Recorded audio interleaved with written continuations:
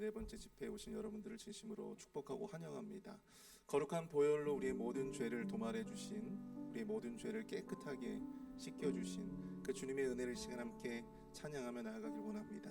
예수 십자가에 흘린 피, 우리 함께 박수치면서 힘차게 찬양하겠습니다.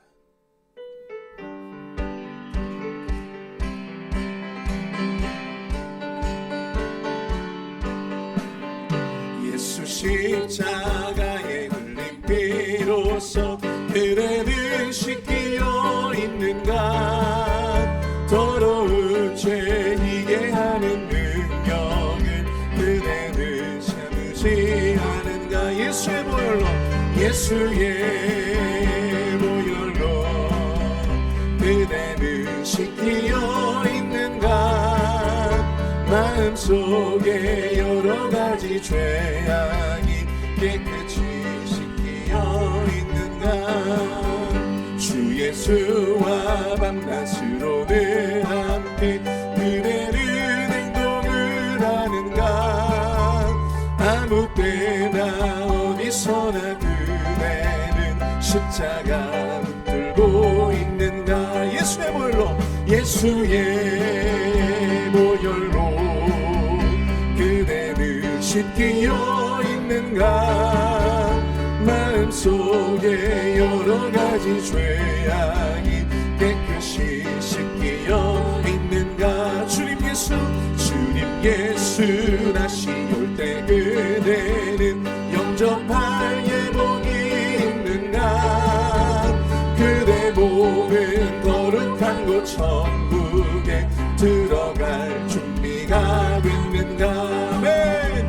예수의 보혈로 그대는 씻기어 있는가. 마음속에 여러가지 죄악이 깨끗이 씻기어 있는가. 모든 죄에 더러워진 예복을 주 앞에 지금 다 벗어서 샘물같이 솟아나는 보혈로 눈보다 너희게 씻으라. 예수의 보혈로 그대는 씻기어 있는가.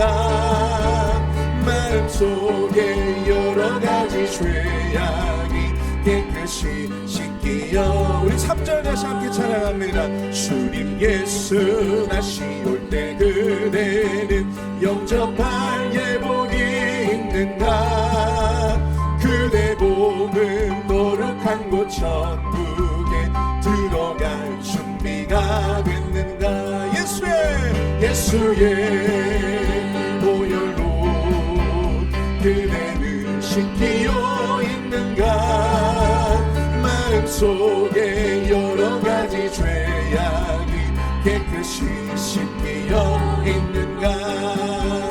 모든 죄에 더러워진 예복을 주 앞에 지금 다 벗어서 샘물같이 솟아나는 보혈로 눈보라 너희게 씻으라.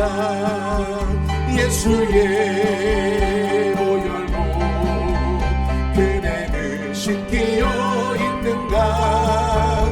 마음속에 여러가지 죄악이 깨끗이 씻기어 있는 예수의 보혈로, 예수의 보혈로 그대는 씻기어 있는가. 마음속에 여러가지 죄악이 깨끗이 씻기어.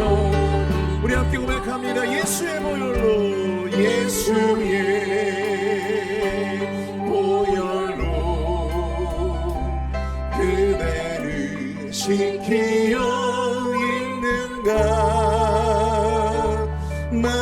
마음속에 여러가지 죄악이 깨끗이 씻기어. 다시 한번 예수의 보혈로, 예수의 보혈로 그대를 씻기어 있는가. 속에 여러 가지 죄악이 깨끗이 씻기어 있는가. 사랑합니다. 사랑합니다. 나의 예수님 사랑합니다. 아주 많이요 사랑합니다. 나의 예수님 사랑합니다. 그것뿐이에요. 사랑한다 아들아 사랑한다 아들아. 내가 너를 잘 아노라. 사랑한다 아들아. 내게 축복도 하노라. 내게 축복 더하. 사랑합니다 나의 예수님 사랑합니다. 나의 예수님 사랑합니다. 아주 많이요 사랑합니다. 나의 예수님 사랑합니다. 그것뿐이에요. 사랑한다 내 딸아. 내가 너를 잘 아노라. 사랑한다 내 딸아. 내게 축복도 하노라. 내게 축복 더하노라. 주 나를 보호하시고 주 나를 보호하시고 나 붙드시리. 나는 보배롭고 존귀한 주님의 자녀라. 주 나를 보호하시고 나 붙드시리.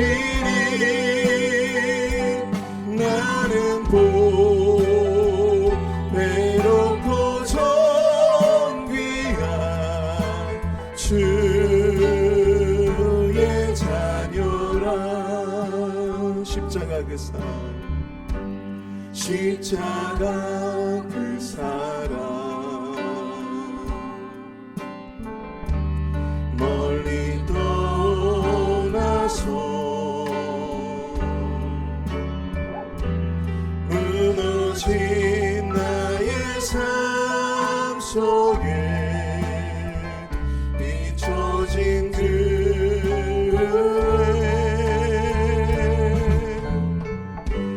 돌 같은 내 마음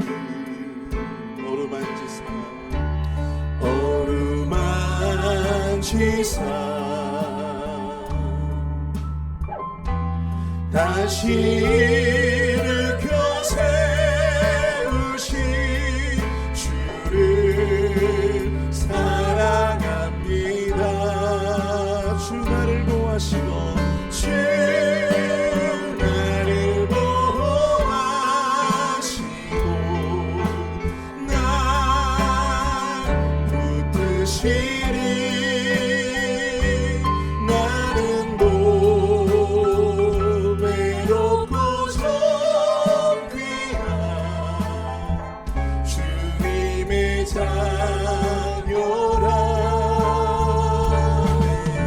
주 나를 보호하시고 날 붙드시리. 나는 보배롭고 존귀한 주의 자녀라. 지나간 지나간 일들을 기억하지 않고 이전에 행한 모든 일 생각지 않으리. 사막의 강물과 길을 내시는 주, 길을 내시는 주, 내 안에 제일 행하신 주만 바라보리라. 주 나를 보호하시고 날 붙드시니 나는 외롭고 좁히나 주님의 자녀라. 주 나를 보호하시고 날 붙드시니 나는 외롭고 좁히나 주의 자녀라. 나는 보배롭고 나는 보배롭고 존귀한 주의 자녀라. 아멘. 우리 시간 함께 이 예배를 위해서 함께 기도하기 원합니다. 우리 담임 목사님을 통해서 전해지는 그 귀한 말씀을 통해 고난은 사랑을 남기다. 우리 특별 새벽 기도의 주제를 통하여 놀라운 하나님의 은혜가 우리의 삶 가운데 이 고난 주간 가운데 함께 할 수 있도록 인도해 달라고 이 시간 함께 말씀을 위해서 함께 기도해 주시고 우리 목사님을 위해서 함께 기도해 주시기 부탁드립니다. 함께 기도하겠습니다.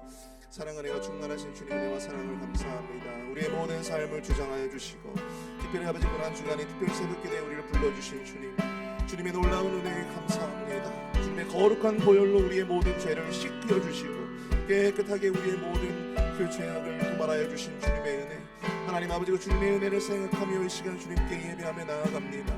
고난은 사랑을 남기다 귀한 은혜의 시간 내어줄 수 있도록 인도하여 주시고 오늘 담임 목사님을 통하여 선포되어지는 그 귀한 말씀을 통해 놀라운 은혜를 경험할 수 있도록 주님 역사하여 주시옵소서.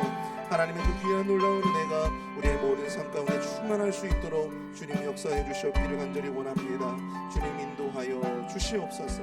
주님 역사하여 주시옵소서.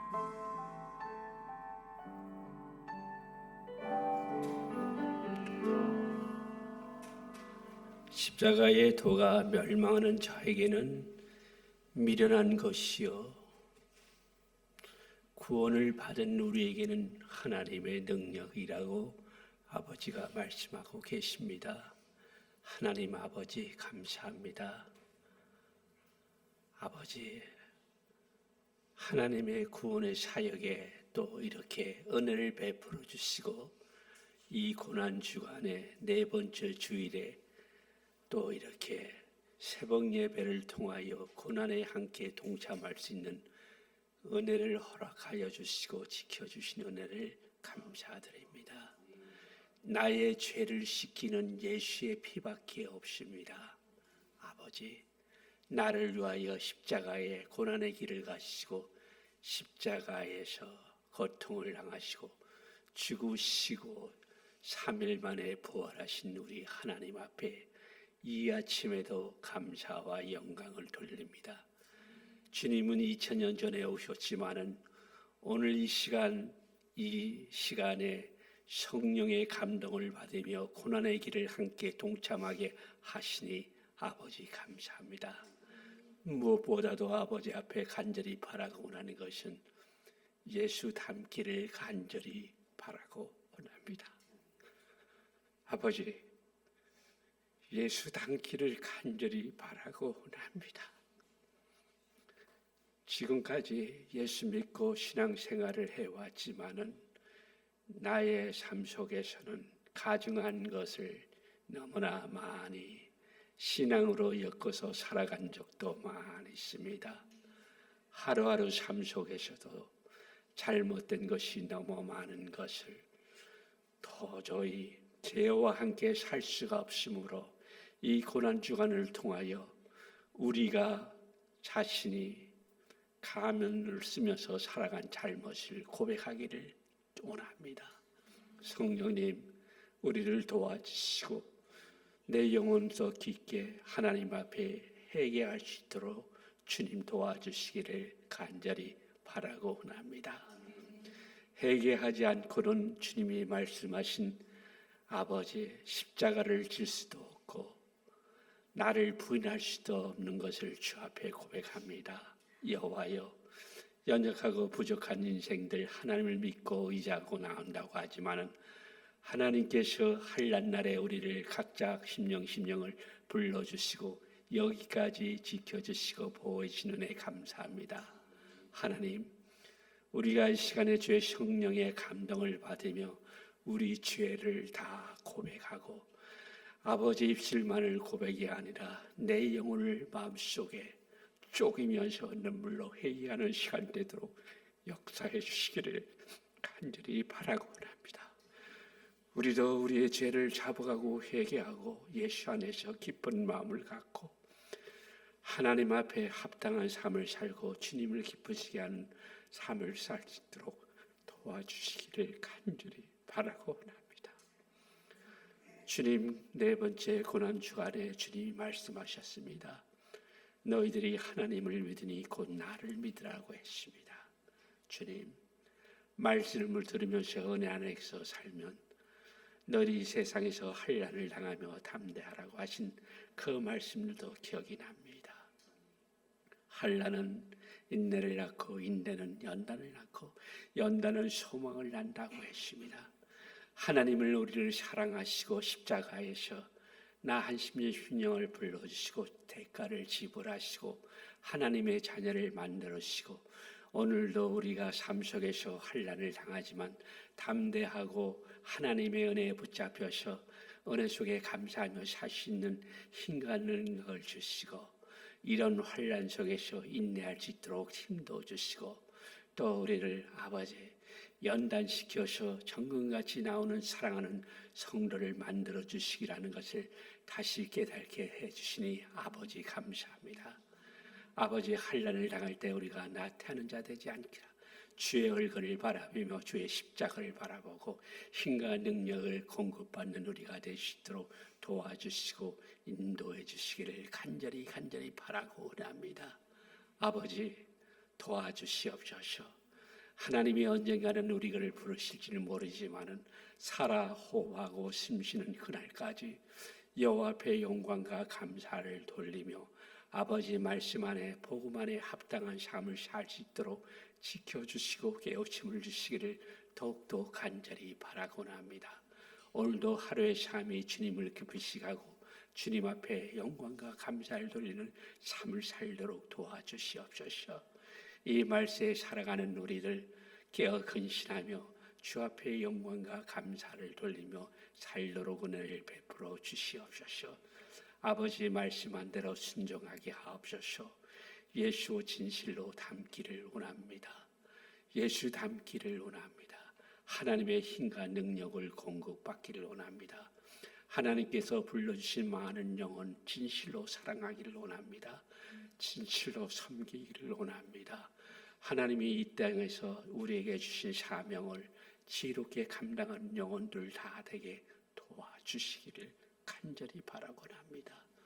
무엇보다도 하나님 아버지, 하나님 저희들을 위해 함께해 주시고 기도하지 못한 죄를 용서해 주시옵소서.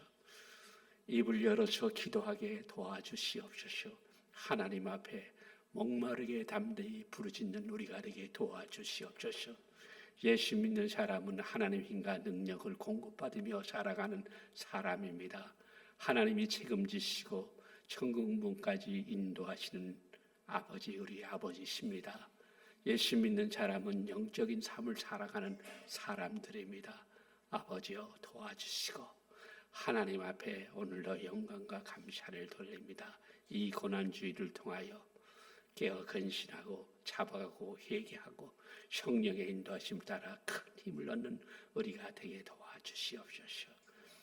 이 시간에도 하나님 세우신 주의 종을 통하여 주시는 생명의 귀한 말씀, 아버지 하나님께서 신과 능력을 허락하여 주시고 말씀을 듣는 우리가 수용하여 우리 안에 많은 열매가 맺고 우리가 변화되어서 하나님 앞에 영광 돌리는 모든 시간 되게 도와주시옵소서. 생애를 통해서 많은 환란이 있다는 것을 알지만 정금같이 환란 속에서 인내하며 견디며 주님이 만들어져 가는 인격이 되어 덕이 되고 은혜가 되고 그 나라와 그를 간구하고 아버지 부르짖는 우리가 되게 하시고 하나님 앞에 영광 돌리게 도와주시옵소서. 성령께서 역사하시고 함께 하시고 모든 영광을 주께 돌립니다. 살아계신 예수님 이름으로 감사하며 기도 드리옵나이다. 아멘.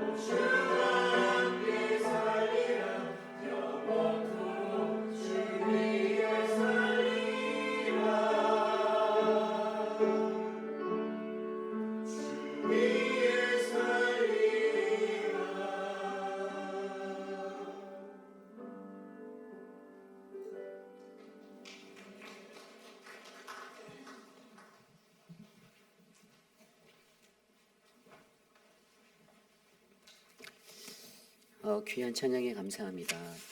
오늘 우리에게 주신 하나님의 말씀 함께 보겠습니다. 오늘 우리에게 주신 하나님의 말씀은 열왕기상 19장 1절에서 18절까지의 말씀입니다. 열왕기상 19장 1절에서 18절까지의 말씀 저와 여러분이 한 절씩 교독하시고 마지막 18절 한 목소리로 합독합니다. 제가 먼저 읽겠습니다. 아합이 엘리야가 행한 모든 일과 그가 어떻게 모든 선지자를 칼로 죽였는지를 이세벨에게 말하니 이세벨이 사신을 엘리야에게 보내어 이르되 내가 내일 이맘때쯤 내 반드시 내 생명을 저 사람 중 한 사람의 생명과 같게 하리라. 그렇지 하지 아니하면 벌을 내림이 마땅하니라 한지라. 그가 이 형편을 보고 일어나 자기의 생명을 위해 도망하여 유다에 속한 브엘세바에 이르러 자기의 사환을 그곳에 머물게 하고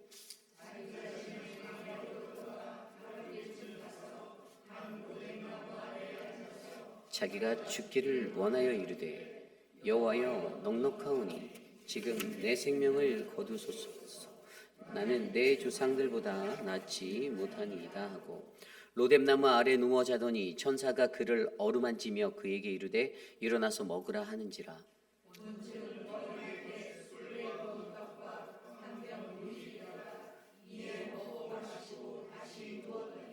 여호와의 천사가 또 다시 와서 어루만지며 이르되 일어나 먹으라. 내가 갈 길을 다 가지 못할까 하노라 하는지라.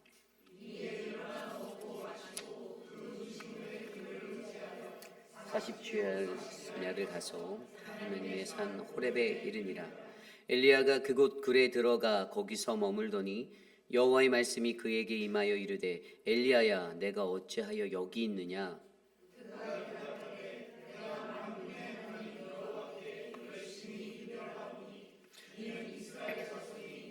언약을 버리고 주의 제단을 헐며 칼로 주의 선지자들을 죽였으며 오며 오직 나만 남았거늘 그들이 내 생명을 찾아 빼앗으려 하나이다. 여호와께서 이르시되 너는 나가서 여호와 앞에서 산에 서라 하시더니 여호와께서 지나가시는데 여호와 앞에 크고 강한 바람이 산을 가르고 바위를 부수나 바람 가운데 여호와께서 계시지 아니하며 바람 후에 지진이 있으나 지진 가운데에도 여호와께서 계시지 아니하며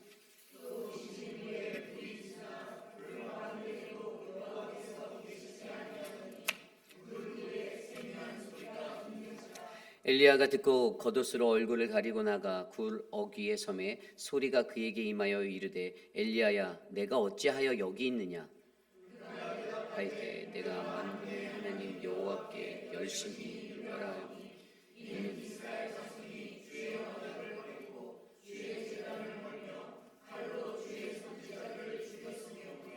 오직 나만 남았거늘 그들이 내 생명을 찾아 빼앗으리라.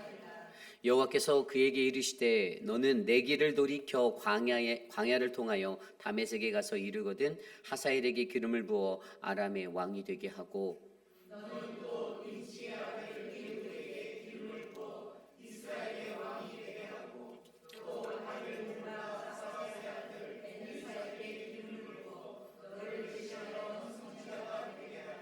하사엘의 칼을 피하는 자를 예후가 죽일 것이요 예후의 칼을 피하는 자는 엘리사가 죽이리라. 그러나 내가 이스라엘 가운데 7,000명을 남기리니 다 바알에게 무릎을 꿇지 아니하고 다 바알에게 입맞추지 아니한 자니라. 아멘. 고난은 사랑을 남기다. 오늘은 거룩한 하나님의 말씀으로 엘리야의 고난을 통하여 절망에서 넉넉함을 배우다라는 그 말씀의 은혜를 함께 듣기 원합니다. 엘리야의 고난, 절망에서 넉넉함을 배우다. 여러분은요 인생 중에 혹시 신앙인으로서 가장 잘 나가시던 때에 절망해 보신 적이 계십니까? 신앙인으로서 가장 잘 나가던 그러한 인생의 시간이 있는데 모든 것이 평안하고 신앙생활하기에도 너무 좋고 하나님의 은혜가 막 내게 쏟아지는 것 같은 그러한 시간이 느껴지는데 그때 갑작스럽게 마주한 그러한 고난의 경험들이 있으신지요? 여러분 오늘 우리가 말씀으로 살펴보려고 하는 이 엘리야의 고난이 바로 그러한 고난의 자리입니다. 가장 최정점의 신앙의 정점을 찍은 그 자리에서 그냥 한순간에 인생의 절망을 느끼고 인생의 끝을 느끼는 그래서 차라리 죽는 것이 낫겠다라는 생각까지 하나님 앞에 항변하며 나아가는 그 엘리야의 모습을 통하여 오늘 저와 여러분들에게 하나님은 우리가 느낄 수 있는 그러한 고난의 자리, 그 고난의 자리를 어떠한 모습으로 이겨내야 하는지 말씀하여 주고 계십니다. 엘리야가 살아가던 그 시대는요, 바로 북이스라엘의 7째 왕이었던 아합 왕이 통치하였던 시대였습니다. 아합 왕은요, 북이스라엘의 역대적인 모든 왕들 중에 가장 사악한 왕으로 정평이 나 있는 사람이에요. 그의 아버지 7번째 왕이었던 오므리 왕의 뒤를 따라 그는 아버지보다도 더 험악하고 악한 왕정의 길을 걸어갔던 사람입니다. 그가 다스렸던 그 나라의 때에 주변의 나라들의 그 정세, 국제적인 정세에 치우쳐서 하나님을 저버리고 오히려 이웃 나라들과 동맹을 함으로써 팔레스틴 땅에 그렇게 넘나드는 그 남침의 모든 위기들을 막기 위해서, 그 세력들을 견제하기 위해서 그는 동맹이라는 길을 선택하였고요.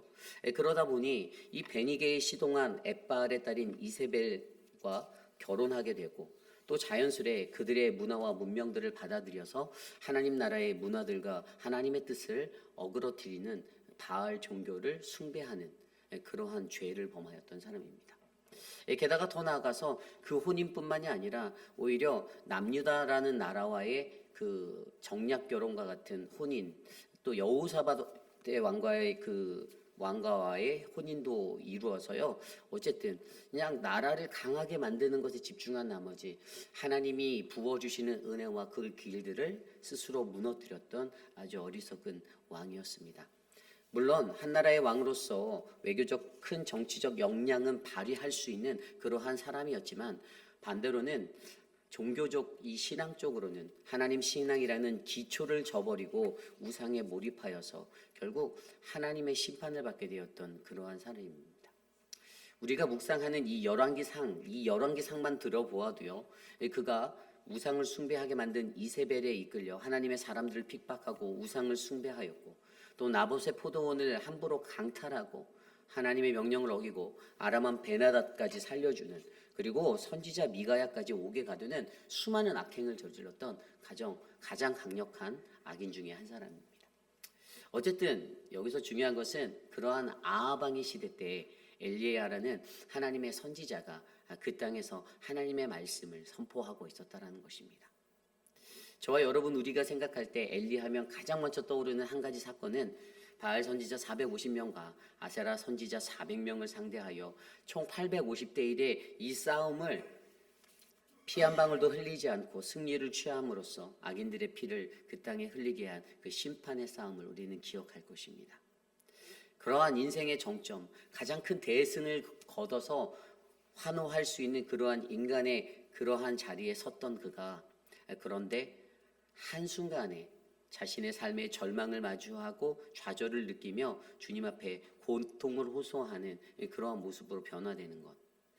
저는 오늘 이러한 엘리야의 모습이 저와 여러분 우리의 인생에도 찾아올 수 있음을 기억하며, 오늘 우리에게 주시는 그 말씀 안에서 그가 하나님 앞에서 그 로뎀나무 아래 엎드려 주님, 이것으로 충분합니다, 제 생명을 원하신다라면 지금이라도 거두어 주십시오 라고 기도하는 그러한 삶을 바라보며, 가장 잘 나가던 중에 만나는 갑작스러운 고난 앞에서 우리는 어떻게 이것을 이겨내야 할지 말씀 안에서 함께 되돌아보려 합니다. 오늘 저와 여러분에게 주시는 그 은혜의 말씀 속에서 이 절망 중에서 넉넉함을 배우는 귀한 말씀이 전해지기를 간절히 소망합니다. 그렇다면 우리는 이 엘리야가 마주한 이 고난의 자리를 어떻게 이겨내야 할까요?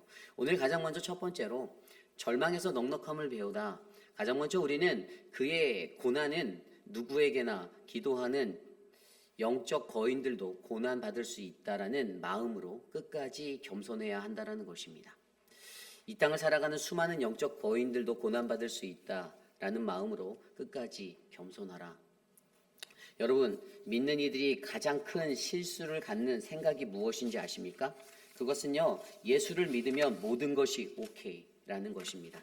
이 세대의 많은 기독교인들이요, 예수를 믿으면 모든 고난도 멈출 것이고 우리들의 인생의 물리적인 행복은 반드시 찾아올 것이고, 그리고 예수를 믿으면 좋은 직장을 얻고 좋은 배우자를 얻고 다 잘 될 거라고 믿는 그러한 생각. 여러분, 그 말이 틀린 말은 아니지만 그것만을 맹신하는 것은 옳은 것은 아닙니다.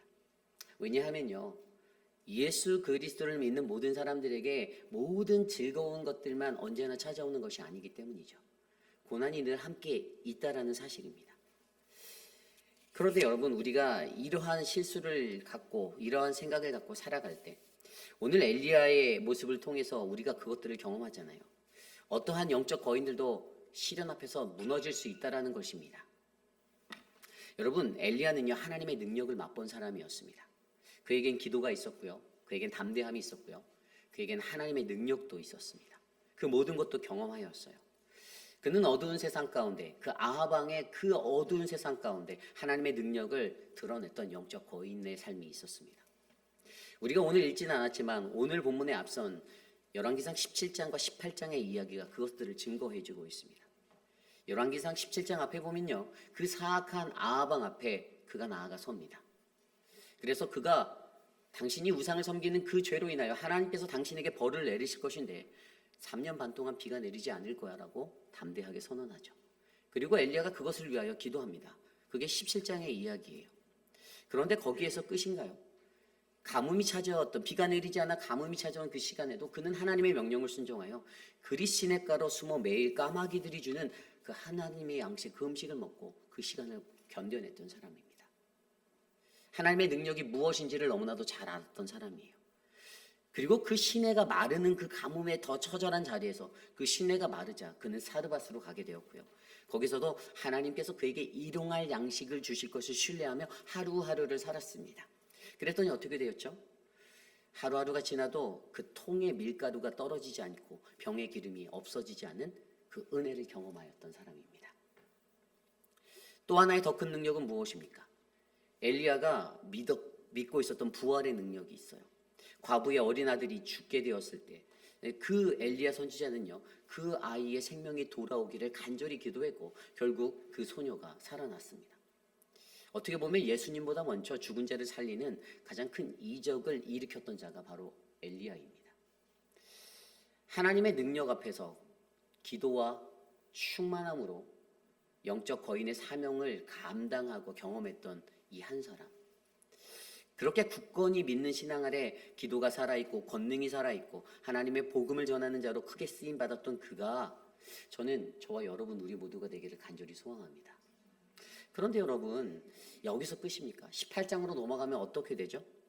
엘리야가 승리한 갈멜산의 영적 전투, 850대 1의 사건. 이 거짓 신이 누구인지 참신이 누구인지 가리자라는 것입니다. 그 땅에서 허망한 것들을 보고 따라가는 수많은 백성들과 그 850명의 거짓 선지자들, 그리고 아합 왕을 그곳으로 초대하여서 갈멜산에서 벌였던 정말 엄청난 대결. 여러분, 그때에 바알의 선지자들이 먼저 자신들이 준비한 송아지 그 예물을 올려놓고 자신의 신에게 기도하죠. 비를 내려달라고 기도합니다. 불을 내려달라고도 기도합니다. 그런데 불이 내려지지 않아요.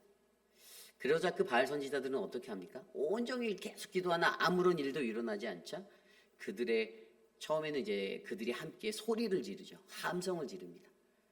그런데도 아무런 반응이 없습니다. 마지막으로 그들이 했던 것은 자신들의 옷을 벗고 자신들의 몸을 자아야 하는, 자신들의 몸에 상처를 내는 그러한 결단으로 나아가며 자신의 신에게 간구합니다. 그러나 아무것도 일어나지 않습니다. 그때 엘리야가 그 후에 마지막으로 그가 기도하자 어떤 일이 일어납니까? 하늘에서 불이 내려와 그곳에 있는 모든 것을 다 태워버립니다. 하나님의 능력으로 이 땅에 하나님이 참신이라는 것을 바로 거짓된 것들을 따라 살아가는 자들 앞에서 증명해내었던 사건입니다. 엘리야가 승리하였습니다. 엄청난 승리였습니다. 아합 왕이 놀랐습니다. 자신이 믿었던 것들이 틀렸나라는 순간적인 생각도 아합 왕에게 찾아왔습니다. 그리고 그로 말미암아 그 거짓된 모든 선지자들을 기손시내로 끌고 가 거기에서 그들을 모두 다 처형하여 죽이게 되었습니다. 백성들이 그것들을 바라보고 그들을 잡아가 그들을 죽이게 되었죠. 완벽한 엘리야의 승리였습니다. 거기에서 끝나지 않습니다. 이 열왕기상 18장의 마지막의 말씀을 보면요, 엘리야가 그곳을 떠나지 않고 그곳에서 기도하는 장면이 나오고요, 자신의 사환을 보내서 구름을 확인시키는 장면이 나옵니다. 구름이 없어요. 구름이 있니? 구름이 없어요. 7번 그렇게 하다가 작은 구름이 저쪽에서 밀려오는 것을 보고 저쪽에 작은 구름이 있는데요, 그 구름을 확인하고 어떻게 합니까? 아합 왕에게 전달하라고 합니다. 빨리 성으로 돌아가십시오. 큰 비가 올 거니까 성으로 다시 돌아가라. 귀환해라. 그리고 나서 그렇게 끝나는 이야기의 마지막 절에 18장 마지막 절 46절은 이렇게 나와 있습니다. 여호와의 능력이 엘리야에게 임하매 그가 허리를 동이고 이스라엘로 들어가는 곳까지 아합 앞에서 달려갔더라. 아멘. 마차를 이끌고 성으로 귀환하는 아합 왕, 그런데 그가 여호와의 능력이 그에게 임해서 허리를 동이고 이스라엘까지 들어가는 것이 달려갔다라고 말합니다. 상식적으로 마차가 빠릅니까? 사람이 빠릅니까? 사람이 더 느리죠. 그런데 그가 어떠한 모습으로요? 이스라엘에 있는 궁정으로 가는 그 길에 아합 왕 앞에서 달려가는 것으로 묘사하고 있어요. 이게 아합 왕의 종이 되어서 달려가는 그 앞서가는 그런 모습이 아니라 하나님의 권능을 가진 자가, 그 권능을 가진 자가 승리의 퍼레이드를 하듯이 그 앞을 달려들어가 하나님이 만왕의 왕이시고 하나님은 참된 신이라는 것을 증명해내는 그 능력의 권세를 보여주고 있다는 것입니다. 17장 18장의 이야기만을 보면 완벽한 하나님의 사람, 모든 권능을 가진 하나님의 온전한 자, 하나님의 귀한 사람, 우리는 엘리야를 마주하고 있습니다. 그런데 여러분, 오늘 읽은 말씀에서 우리는 반전을 경험하게 되죠. 오늘 우리가 읽었던 이 19장의 긴 말씀 속에서 엘리야가 무엇을 호소합니까? 죽고 싶다라고 호소합니다. 엘리야가 도망합니다. 이 말씀을 생각하면요, 아합이요, 그 아합의 마차가 그렇게 힘찬 퍼레이드를 하여 성 앞에, 이스라엘 성 앞에 도착했는데 그의 눈앞에 가장 먼저 들어왔던 것이 일그러진 얼굴에 이세벨 여왕의 얼굴이 떠오르는 거예요. 그녀가 자신을 쳐다보는데 그녀의 얼굴이 일그러져 있습니다. 무언가 분노가 넘치고 살기가 넘치는 그 모습을 캐치하자 이거 뭔가 이상하다라는 것을 그가 감지하게 되었습니다. 그때 그녀가 그에게 말합니다.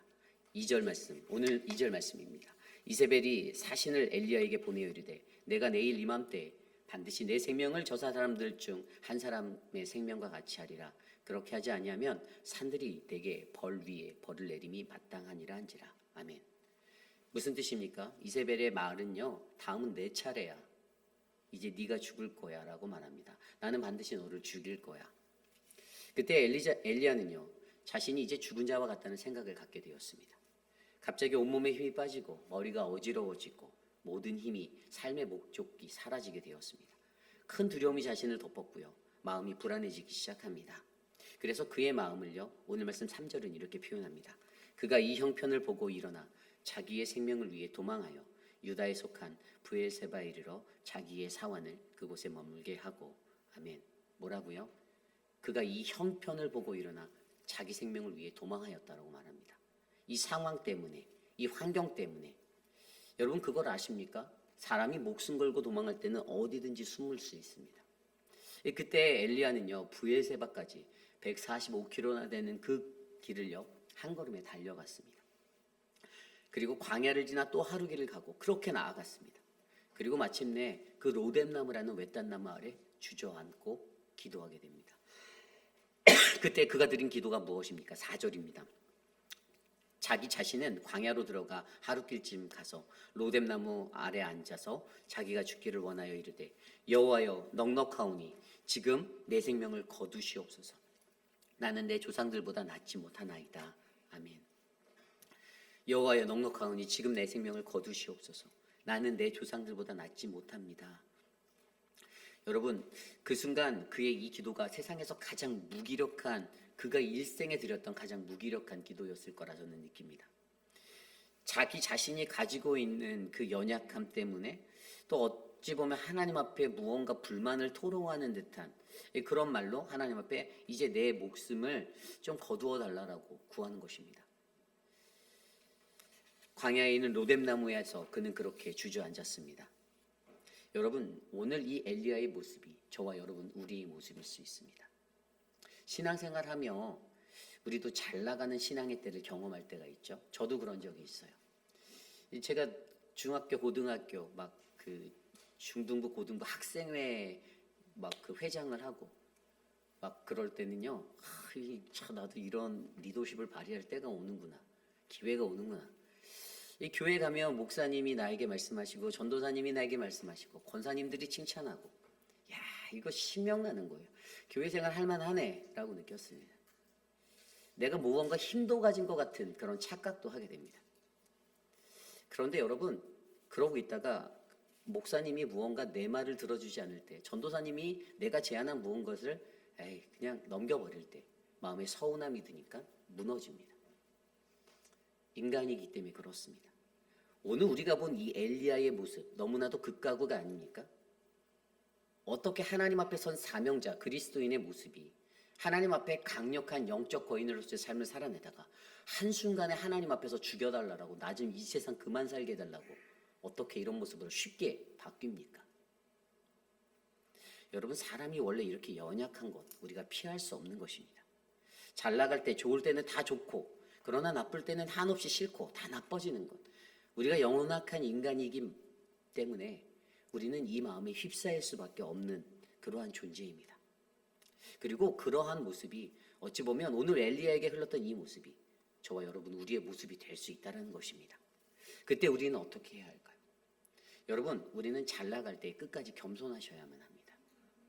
하나님만을 의지하셔야 해요.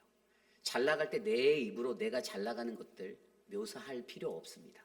내가 요즘에 이렇게 하나님 믿고 살고 있어요. 내가 요즘에 이렇게 하나님 믿고 살고 있어요. 공동체에서 그런 거 잘 나눌 수 있지만 그것들로 나를 자랑하려는 마음을 반드시 비워내시기를 부탁드립니다. 내 신앙이 단단하다라고 자만하지도 마십시오. 왜냐하면 언제 어떻게 내가 어떤 시련 가운데서 내가 어떻게 실족되고 내가 어떻게 무너질지 여러분, 저와 여러분은 아무도 모릅니다. 진정한 영적 거인이 되시기를 부탁드립니다. 이러한 자들이 되기를 축복합니다. 이것이 바로 오늘 말씀의 첫 번째, 절망에서 넉넉함을 배우다. 우리는 어떠한 고난이 누구에게나, 기도하는 영적 거인들도 반드시 고난받을 수 있기 때문에 끝까지 겸손해야 함을 배우셔야만 합니다. 저는 그러한 분들이 우리 모두가 되시기를 간절히 축원합니다. 오늘 말씀의 두 번째, 절망에서 넉넉함을 배우다. 그 고난을 이겨내는 두 번째는요, 하나님의 사랑을 경험함으로 영적 우울증을 벗어나라입니다. 하나님의 사랑을 경험함으로 영적 우울증을 치료하라. 여러분, 이 시대에 가장 많이 알고 있는 질병 중에 하나가 무엇일까요? 수많은 질병들이 우리를 덮고 있지만 여러분, 우울증이라는 이 우울증요, 이것은요 많은 사람들을 어렵게 하는 보편적인 질병이 되어가고 있습니다. 뭐 찬바람이 불면 우울증이 찾아온다 이런 말도 있지만 여러분, 대한민국이라는 나라에서 이 통계적으로 국민 50명당 1명이 우울증을 앓고 있다라고 조사 결과가 나와 있습니다. 대한민국의 우울증 환자로 진료받은 사람만 체크된 리스트를 조사해 보았더니 2018년도에는요 75만 2,976명, 2022년도 통계에 무려 4년 만에 100만 명이 넘어서 100만 744명, 33%가 무려 증가하게 되었습니다. 여러분, 이 시대를 살아가는 우리 모두에게 이 우울증이라는 것들이 누구에게나 찾아올 수 있는 것임을 기억하시길 바랍니다. 제가 예전에 신문기사에서 접한 이 우울증 기사의 헤드라인이 이런 글이 있었어요. 호르몬 영향으로 젊은 여성이 가장 많아. 성격과 무관하고 누구든지 생길 수 있다. 2주간 지속되면 우울감은 위험 신호다. 일상이 힘들 땐 즉시 의사의 진단을 받아야 한다. 이 헤드라인을 보는데 우울증이라는 게 정말 무섭구나라는 생각이 들어지는 거예요. 그래서 우울증에 대해서 궁금해서 좀 찾아봤더니 일본의 히라이 다카스쿠라는 이 일본 교린대 의학부 정신신경학과 교수가 이것에 대해서 이렇게 말하고 있어요. 그러니까 아직까지 이 땅에 이 우울증의 원인, 정확한 그 메커니즘은 밝혀지지 않았는데, 그런데 그의 연구를 통해서는 정신을 안정시키는 작용의 세로토닌이라는 호르몬과 교감신경의 활동을 높이는 노르아드레날린 같은 이 신경 물질이 있는데 이것들이 결핍하게 되면 인간에게 힘과 욕심이 저하되는 상태가 일어난다라고 설명합니다. 그래서 이게 어떨 때 저하되나를 조사했더니 일상에서 우리의 삶에서 어떤 급격한 스트레스를 받을 때, 또는 인생의 삶에서 자주 경험하지 못하는 큰 사건, 이게 좋은 사건이든 나쁜 사건이든 이러한 것들을 인간이 경험하게 될 때 그로부터 이러한 현상들이 나타나게 된다라고 설명하고 있었습니다. 그래서 이것을 바탕으로 제가 엘리야의 상태, 그가 경험하고 있는 우울증을 한번 진단해 보았어요. 그 우울증의 원인이 무엇일까 봤더니 첫 번째로 육체적 피로가 보이는 거예요. 바알과 아세라 선지자와의 영적 전쟁, 그 힘든 일들을 감당한 뒤에 이스라엘에 이르기까지 30km를 달려갔고요. 부엘세바까지 다시 145km를 달려갔어요. 짧은 시간 안에. 얼마나 피곤하였을까가 느껴지는 거예요. 거기서 끝나지 않았어요. 그 뒤에 하나님의 음성을 듣고 호렙산까지 다시 그가 주저앉아서 죽여주세요 한 다음에 하나님이 그를 먹고 마시기 위해서 다시 기운을 줘서 40일을 달려가 호렙산에 이르기까지 480km 이상을 달린 거예요. 이러한 자에게 어떠한 육체적 피로가 있었는지 우리가 느껴지잖아요. 두 번째 원인을 살펴보니까 그의 인생의 고립됨을 느끼는 그의 감정이었다라는 거죠. 이게 뭐냐면 그리스도인들에게 중요한 것은 교제함입니다. 사귐이에요. 누군가 같이 하고 호흡하고 서로 대화를 나누고 이런 교제들이 있어야 되는데 오늘 그는요 사실상 3년 동안 혼자 살았습니다. 혼자. 사환이 있었긴 하지만 그 사환과도 그렇게 친밀하게 거닐지는 않았던 것 같아요. 하나님 앞에 호렙산에 갈 때 그를 남겨놓고 가거든요. 어쨌든 세 번째 원인을 살펴보면 이 영적인 공격도 원인이 됐던 거예요. 계속되는 영적인 공격이 그를 쳤습니다. 지도자로 세운 그에게 이 아합 왕과 그 측근의 사람들, 또 동네 사람들, 백성들, 또 이세벨이라는 이 큰 존재까지도 마지막에 그녀에게 그 찌푸린 얼굴로 내가 너를 내일까지 끝내버릴 거야 라는 이 말을 들을 때 그의 마음에 얼마나 큰 충격이 돌아왔겠습니까? 그리고 마지막 네 번째 원인은 공허함이에요. 우리들의 일상에서도 큰 사역 뒤에 찾아오는 공허함 느껴보신 적 있습니까? 어떤 큰 일들을 감당하고 나서 무언가 허전함을 느끼게 되는 그 뒤에 애프터. 오늘 그에게도요 850대 1의 이 갈멜산의 큰 일을 치르고 난 뒤에 그의 마음에 순간적으로 밀려오는 그 공허함이 있었을 거예요. 여러분 이런 것들을 통해서 엘리야 또한 영적 우울증을 겪고 있었다라고 진단할 수 있는 거예요. 그래서 여러분 이러한 모습 어떻게 보면 우리는 이러한 것들이 우리의 삶의 모습에 오는데 그때 우리는 어떻게 해야 할까? 우리는 이것을 고민해야 하는 거죠. 첫 번째로 우리는요 우리들의 형편을 보지 말아야 해요. 오늘 말씀 아까 19장 3절에 엘리야가 두려워하여라고 나오죠. Then he was afraid. 그가 이 형편을 보았다라고 기록합니다. 자신의 삶의 환경을 보았어요. 죽을 것 같은 이제 내가 곧 저 여자한테 내가 죽게 될 것 같은 그 위기를 느낀 자신의 상황. 그래서 그가 즉각적으로 행동 옮긴 게 뭡니까? 도망가 버렸잖아요. 사명을 저버렸잖아요. 또 두 번째로 느껴지는 것은요. 스스로 자기를 비난하고 있다는 것이에요. 그 상황 속에서 우리는 우리를 향한 자기 자신을 향한 그 비난을 멈추셔야 돼요. 이게 뭔 말인가 하면 4절 말씀에 보면요. 로뎀나무 아래서 자기가 죽기를 원하면 여호와여 지금 넉넉하오니 지금 내 생명을 거두어 주옵소서. 나는 내 조상들보다 낫지 못하나이다. 비하하는 거예요. 나는 별 볼 일 없는 사람인 것 같아요. 하나님 나 좀 거두어 주십시오. 이 자기 비하들을 거두셔야 돼요. 자존감을 회복하셔야 돼요. 하나님의 사명자로서 조금 욕먹었다고 못해 먹겠다. 난 이거밖에 안 되는구나 하고 좌절하면 여러분 그 하나님의 사역이 올바르게 가지 못한다는 것을 기억하시길 바랍니다. 그러므로 형편을 보지 말고 자기 스스로의 비난을 멈추고 가장 큰 마지막의 것이 무엇일까요? 하나님의 사랑을 경험하는 것이에요. 로뎀나무 아래 누워서 자더니 5절부터 8절 이후의 말씀을 보면요. 천사가 그를 어루만졌다라고 나옵니다. 여러분 천사가 2번이나 어루만져줘요. 그 이후에. 막 구운 떡과 시원한 물을 그 머리에 두고 뭐라고 하시죠? 일어나 먹어라. 일어나 먹어라. 기운 차려. 힘내. 누가 그랬어요? 사람이 그랬나요? 아니에요. 천사가. 여러분 저와 여러분 우리가 이러한 절망에 빠질 때 이 고난에 섰을 때 우리를 일으켜 주실 분은 오직 여호와 하나님이심을 믿으시기 바랍니다. 그분의 천사가 우리를 붙잡아서 다시 힘 주실 거예요. 격려하는 거예요. 야 쓰잘데기 없는 생각에 넘어지지 마. 굴하지 마. 넘어지지 마. 힘을 내. 일어나. 야 이거 먹고 어서 정신 차려. 힘내. 한 번도 아니고 2번이나 그의 만지심을 경험하는 거예요. 로뎀나무 아래서 죽기를 바랄 때 하나님이 그를 얼마나 사랑하시는지를 알려주시는 거예요. 그러므로 우리 내면에 그러한 갈등이 일어날 때, 고난 중에 그 갈등을 맞이할 때 여러분 하나님이 나를 사랑하시는 것을 기억하시길 바랍니다. 하나님의 사랑이 변함없다. 어제나 오늘이나 내일도 변함없는 그 사랑이다. 이것을 우리가 기억하시다. 그러면 저와 여러분 안에 하나님이 주시는 큰 은혜의 사명을 다시 회복할 수 있는 은혜를 얻게 될 줄 믿습니다. 여러분 시편 127편 2절 말씀에 여호와께서 그의 사랑하는 자에게 잠을 주신다고 말씀하셨습니다. 하나님이 사랑하는 모든 자들에게는요 잠을 주시는 거예요. 그래서 엘리야 어떻게 합니까? 먹고 자고 계속 잠만 자요. 엄청나게 잤어요. 그동안 밀려 있었던 사역으로 인해 지쳐 있었던 부족했던 잠을 회복하며 하나님의 사랑을 경험하는 겁니다. 여러분들 잠이 오실 때요 하나님 날 사랑하시는구나 믿으시기를 바랍니다. 그래서 새벽 예배 안 나오라는 얘기는 아니고요. 새벽 예배 나오시되 낮에 주무세요. 네.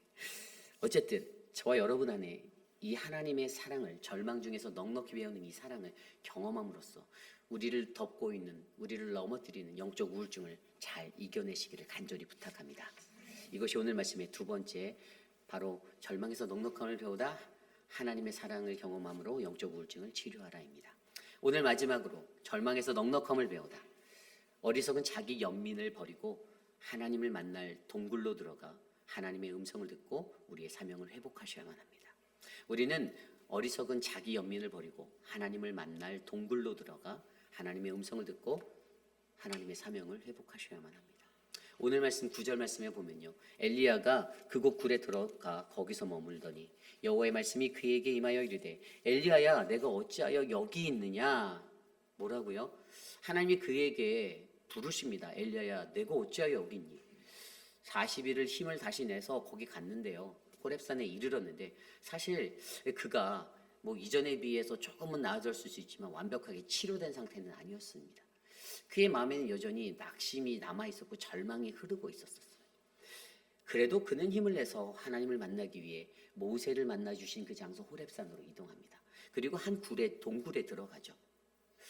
그런데 그곳에서 들어간 그에게 여호와의 부르심은 엘리야야 내가 어찌 여기 있어 라고 말하는 거였어요. 네, 하나님이요 그에게 이 말씀을 2번 하세요. 13절에도 말씀하시거든요. 오늘 이 9절 말씀을 듣고 그의 반응이 뭐죠? 10절입니다. 그가 대답하되 내가 만군의 하나님 여호와께 열심히 유별하오니 이는 이스라엘 자손이 주의 언약을 버리고 주의 제단을 헐며 칼로 주의 선지자들을 죽였으며며 오직 나만 남았거늘 그들이 내 생명을 찾아 빼앗으려 하나이다. 아멘. 이게 뭔 말이죠? 아니 하나님 내가 주님 위해서 열심히 살았거든요. 그런데 이스라엘 모든 백성들이 다 사람들이 나 죽이려고 해요. 주님과 맺은 그 계약을 어기고 나를 그냥 그 제단도 헐어버리고요. 모두 다 나를 죽이려고 해요. 이제 살아남은 예언자는 나 하나밖에 없어요. 하나님 나 어떡해요? 하나님 앞에 그렇게 따지고 있는 거예요. 불평하는 거예요. 그리고 그 말을 들은 그 후에도 하나님 이게 14절에도 똑같이 그가 이렇게 변명해요. 똑같은 말씀으로 14절에도. 그런데 그때마다 하나님의 말씀 9절과 13절 그 앞에 그가 이러한 변명을 하기 전에 하나님이 그에게 물으시는 게 있는데 내가 어디 있느냐예요. 내가 어디 있느냐. 왜 하나님이 그를 그렇게 부르셨을까요?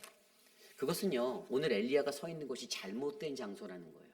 엘리야야 너 정신 차려. 너 지금 네가 생각하고 있는 것 네가 지금 그 상황 속에서 네가 느끼고 네가 경험해서 네가 서 있는 그게 너 잘못된 거야. 하나님의 간절함은요 야 너 원점으로 돌아와 다시 제대로 돌아올래? 여러분 상황 속에서 우리 인간들이요 고민하잖아요. 어떠한 상황들이 우리의 삶의 상황 가운데 펼쳐지면 그것 때문에 수만 가지 생각을 합니다. 그래서 실족하죠. 사역하다가 실족해요.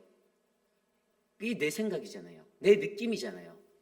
하나님이 안 하면 그만이지. 이렇게 나가요. 그런데 그게 잘못됐다라는 거예요.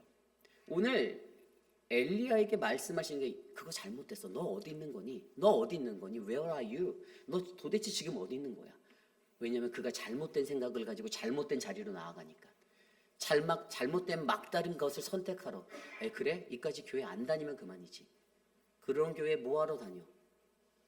이렇게 생각해버리는 우리들의 마음 가운데 하나님의 말씀은 너 어디 있는 거야? 라고 물으신다라는 거예요. 그래서 여러분 우리가 여기서 중요한 것은요 어떠한 상황 속에서도 우리에게는요, 그러한 환경과 고난이 맞닥뜨려질 때 우리가 동굴로 들어가야 함, 이것들을 배우셔야 돼요. 왜 동굴로 들어갑니까? 단절이에요. 세상의 소리와의 단절입니다. 사람들의 소리를 단절시키는 거예요. 이간질하는 사람들이 반드시 있거든요. 이간질하는 사람이 야 그런 교회 뭐하러 다녀? 그냥 나가.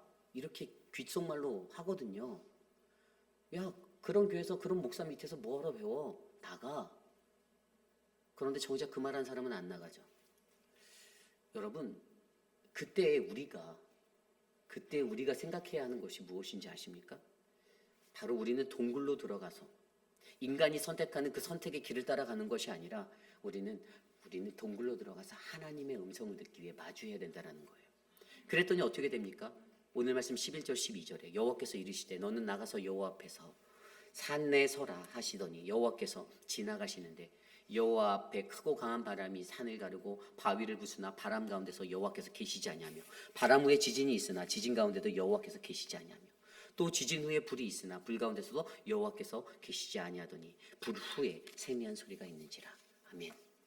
세상에서 흘러가는 바람과 지진과 그 모든 것에서도 들리지 않던 하나님의 음성이 세미랑 불 안에서 어떻게 해요? 세미한 음성으로 불 후에 자신에게 들려오는 그 하나님의 음성을 들을 수 있는 은혜를 얻게 된다는 것입니다. 저는 저와 여러분들에게 그 음성이 들려지길 원합니다. 고난을 마주했을 때 막 교회 일 열심을 했는데 그의 변명은 뭔지 아세요? 내가 하나님 이렇게 열심히 했는데 내가 이것을 위해 이렇게 하고 이렇게 했는데 아니 어떻게 당신들이 나한테 이럴 수가 있어요? 당신들이 왜 내 편 안 들어줍니까? 내 이렇게 열심히 했잖아요. 그런데 그게 진짜 하나님의 열심이었는지 자기 열심이었는지 돌아보라는 거죠. 점검하라는 거죠.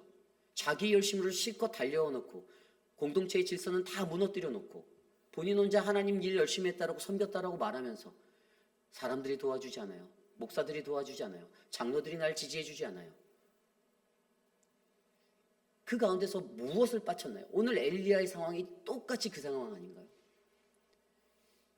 네가 동굴에 들어가서 나를 마주해. 너 지금 어디 있는 거야? 너가 그래서 갖고 있는 나쁜 생각으로 가고서 네 이놈의 교회 안 다녀라고 생각하는 그 나쁜 생각 그거 너가 실수하는 거야. 너가 있을 곳은 그게 아니야. 너가 가야 할 자리는 그 자리가 아니야. 너 어디 있는 거니? 근데 이 음성을 듣지 못한다는 거예요. 여러분 저와 여러분들 안에서 우리가 오늘 엘리야를 통해서 배우는 이 말씀 속에서 우리는 우리의 절망의 때에 동굴로 들어가 하나님의 음성을 듣고 다시 사명을 회복하는 우리가 되길 원합니다. 15절 18절에 보면 사명을 회복시키잖아요. 너는 내 길을 돌이켜 광야를 통하여 다메섹으로 가라. 하사엘에게 기름 부어 아람의 왕이 되게 하고 16절입니다. 예후에게 기름 부어 이스라엘 왕이 되게 하고 엘리사에게 기름 부어 너를 대신할 선지자가 되게 하라. 세 가지 사명을 주십니다. 다시 일으켜 다시 쓰십니다. 그리고 그 사명 들으니까 다시 정신 차려서 주님 내가 이 사명의 길로 다시 갑니다. 엘리야가 그렇게 나갔습니다. 하나님의 자비로운 은혜로 엘리야는 다시 그 하나님의 사명을 감당할 기회를 얻게 되었습니다. 그리고 그에게 하나님의 축복도 계속되었어요. 그러니 엘리야가 어떻게 됩니까? 병거 타고 구름에 올라가는 그 들러짐을 얻게 되지 않습니까? 저는 저와 여러분 우리의 인생이 이러한 인생이 되길 원합니다.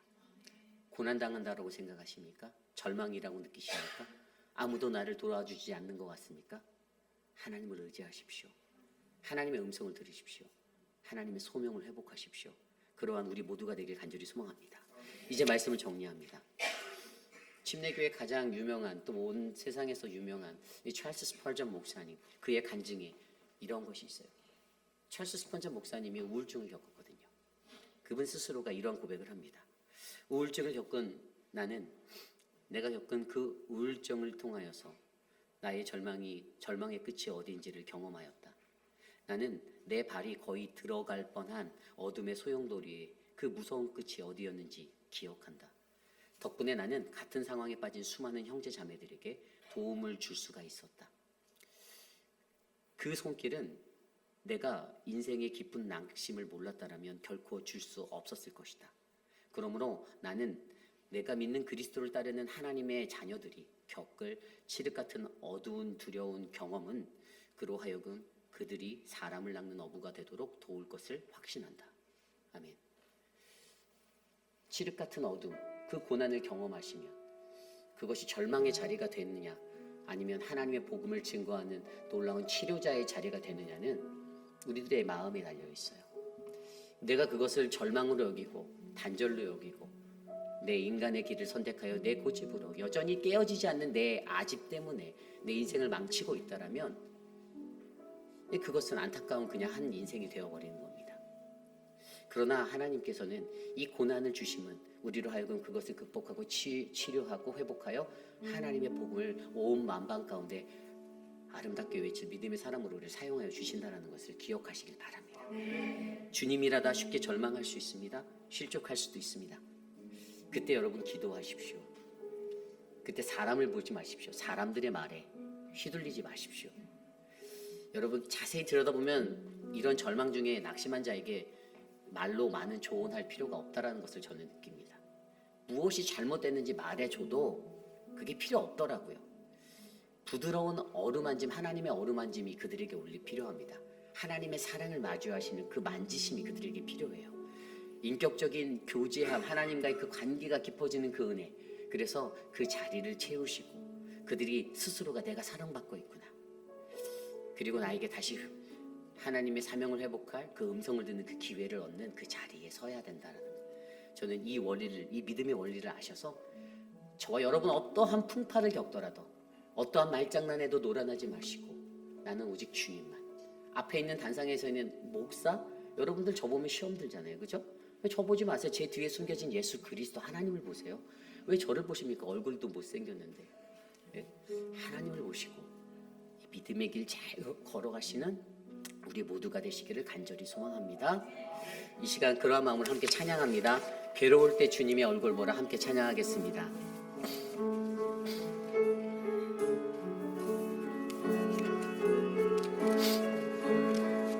함께 찬양합니다. 괴로울 때, 괴로울 때 주님의 얼굴 보라, 평화의 주님 바라보아라.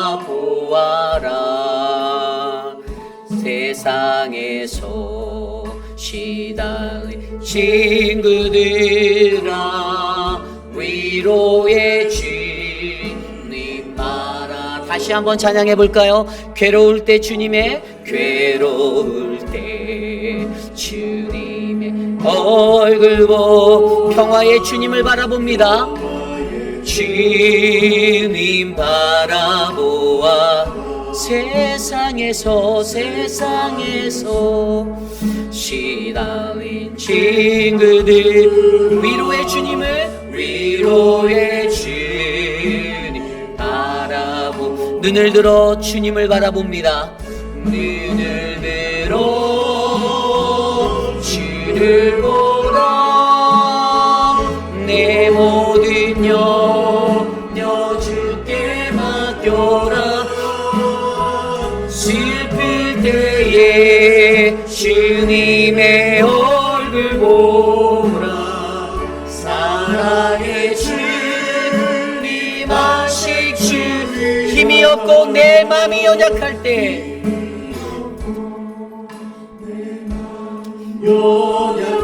그 능력의 주님을 바라봅니다. 능력의 주님 바라보아 주의 이름 부르는 모든 자는, 주의 이름 부르는 모든 자 힘주시고 늘 지켜주시리, 늘 지켜주시리. 눈을 들어 주를